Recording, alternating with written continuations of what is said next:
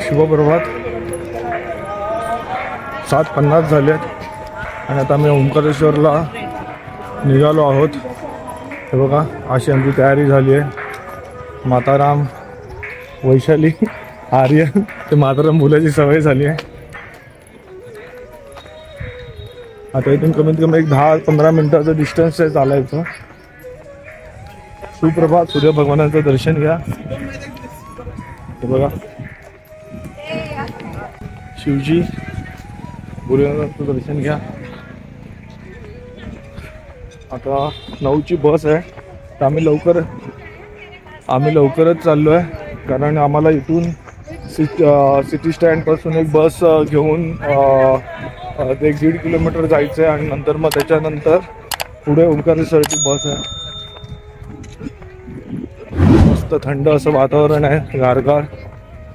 आणि बघा, वैशालीने आर्या परत एकदा यांचं दर्शन घ्या. पंचमुखी हनुमान आणि शिवलोक. Early morning. पुसट चंद्र भगवान पण दिसत आहे. भारत माता मंदिर, शिवजी.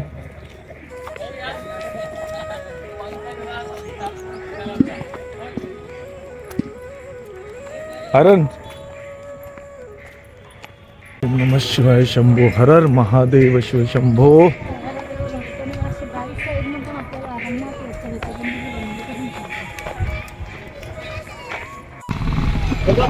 आता आम्ही सिटी बस पकडून पुढच्या स्टॉपला जात आहोत आणि तिकडून आपल्याला AC बस मिळणार आहे. सगळे प्रवासी टेन्शन मध्ये होते की AC बस सांगून अशा साध्या बसमधून कुठे घेऊन चालले, पण नंतर सगळ्यांना क्लिअर झालेलं. आम्हाला आधीच माहिती होतं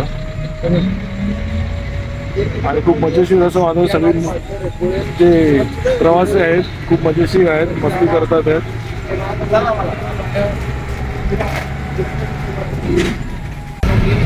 आणि आधी पुढे बसले.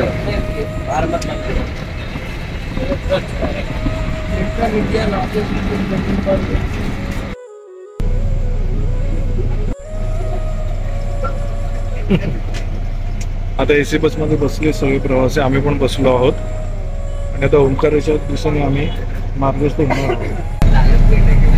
आता मग थोडा एक प्रवासाचा व्हिडिओ बनवेन आणि नंतर डायरेक्ट आपण ओंकारेश्वरचा व्हिडिओ बनवणार आहोत.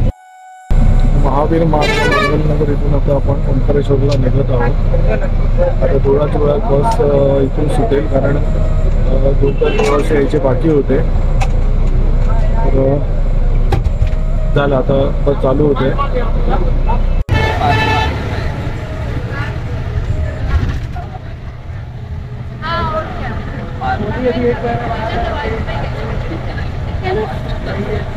आता ओंकारेश्वरच्या दिशेने आम्ही मार्गस्थ झालो आहोत. रस्ते बघा कसे वळणदार आहेत, मस्त घाटाचे. मला वाटतं एक 1-1.5 तासात, 1.5 ते 2 तासात येईल ना. 1.5 तासात, 1 ते 1.5 तासामध्ये आम्ही ओंकारेश्वरला पोहोचू. हा, 1 तासाभरामध्येच पोहोचू. जंगल चालू आहे मस्त.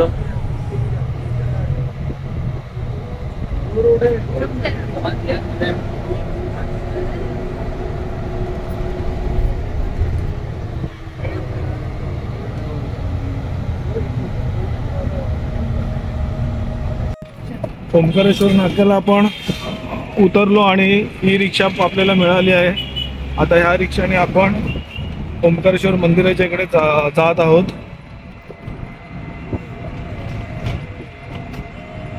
आणि अजून आपलं हॉटेल बुकिंग इकडचं नाही आहे.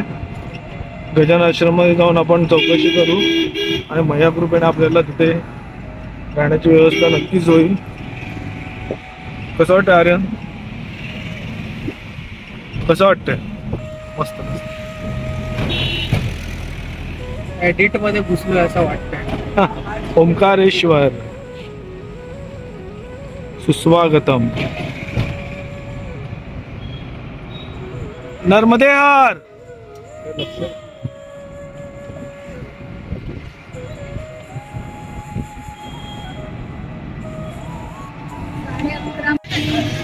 गजानन आश्रमच्या इथे आता पोचलो आहोत आम्ही.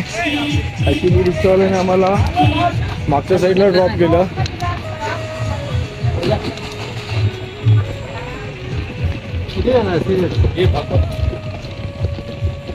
भक्त निवास.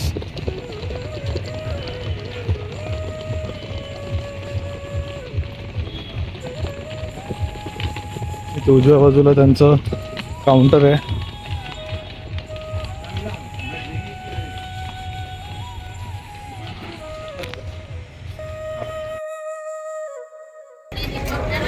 नमस्कार. तर ब्रह्मपुरी घाटावर आम्ही आता जात आहोत. ओंकारेश्वरला आलो पण नंतर खूप घाई झाली कारण रूम वगैरे बुक होत नव्हता. तर मया कृपाने गजानन आश्रममध्ये मयाने आपली रूम बुक करून दिली आणि सुंदर अशी रूम मिळाली आहे. रूमची टूर नंतर देतो मी. तर आता मयाच्या इकडे आलो आहे तर स्नान करायला आलो आहे. आणि बघा आर्यन आणि वैशाली. नर्मदे हर. नर्मदे हर. नर्मदे हर. आणि मैयाचं दर्शन घ्या.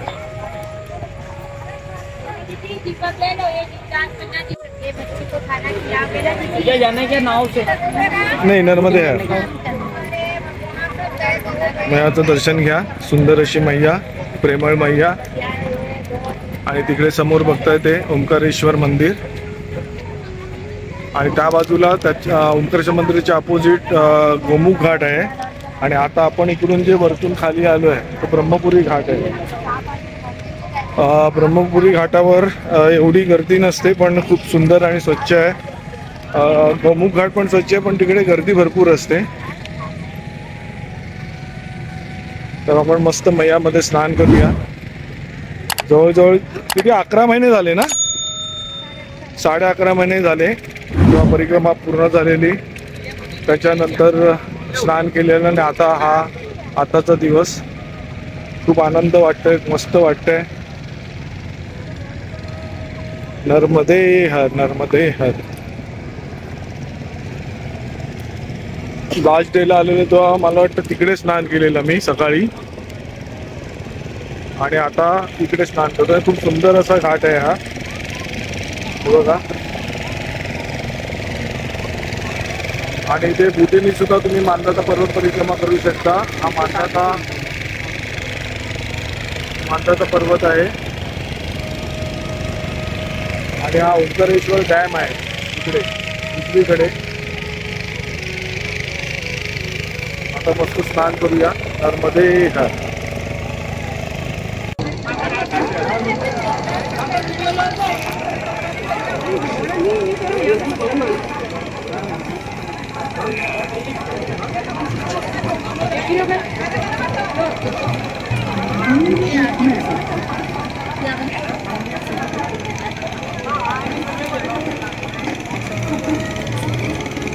ओए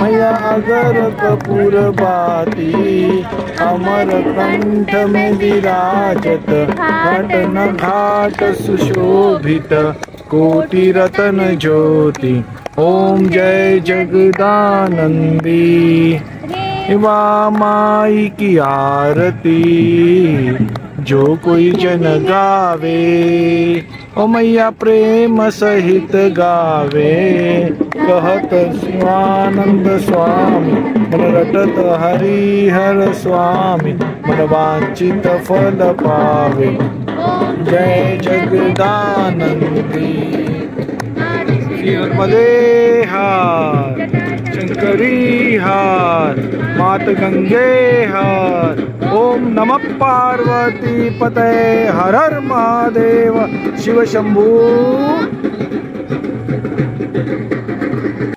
नर्मदे हर।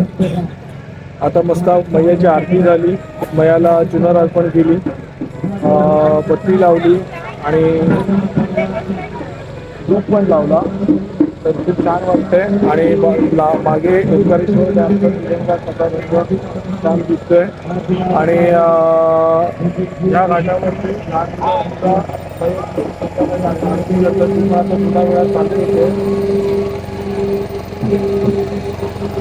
वातावरण एकदम प्रफुल्लित झालंय।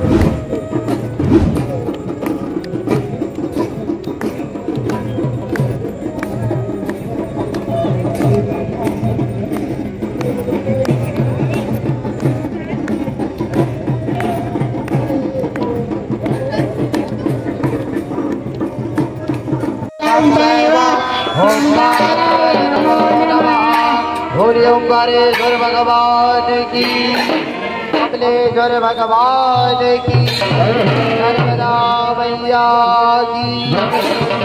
ओम जय जगदानंदी ओ मैया